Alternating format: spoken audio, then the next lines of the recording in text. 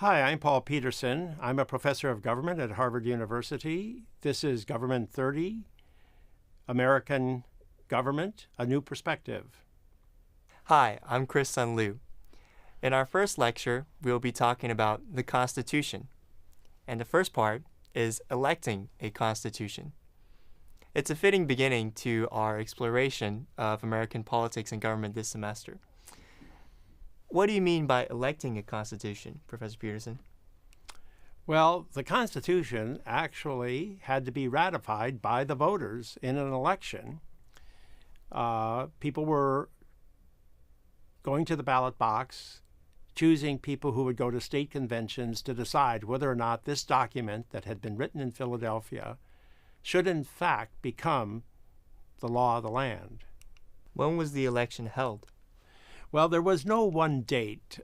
It was a different time in each state, and each state held the election in its own way. And here on the screen, you can see how people voted who were actually chosen as the delegates to the state conventions. And sometimes the vote was very close as to whether or not you would actually have ratification of the Constitution. Look down there at New York towards the bottom. There were 30 votes yes, 27 votes no. We're going to come back to that later on. So yes, this was a document that had to win an election. What was the political framework for the nation before the Constitution? Well, the Constitution had a predecessor, and it's known as the Articles of Confederation. It was created by the Continental Congress. That was the institution that supervised the colonial system during the period of the Revolution. The Articles of Confederation were a very weak document in terms of government, but they were good enough to provide for the political framework for the Revolutionary War period. Why were people unhappy with the Articles afterwards? Well, the Articles of Confederation, as I said, was a very weak form of government. A lot of the power was left in the hands of the states. That's understandable because the states had been around for over 100 years, and this was a brand new entity, the Continental Congress. There was no president. The Congress actually was the only national institution. And the Congress itself had only one body. It was called the Congress, and each state had one vote in that Congress. The Congress didn't have any army. It had to ask the states to provide the soldiers. It couldn't levy a tax on anybody. It had to ask the states if they would volunteer up some money, and it was always short of money, of course.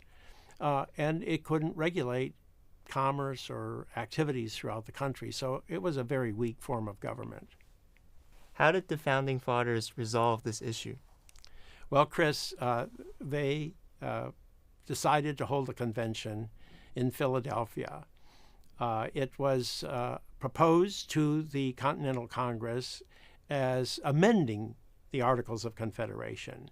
But they changed their minds once they got to Philadelphia. What were some of the key decisions made at the convention? Well, the early decisions, the decisions that were made initially, were extremely important. And one of them was to keep everything a secret.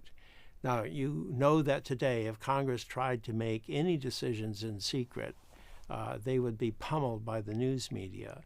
But the Constitutional Convention got by with that.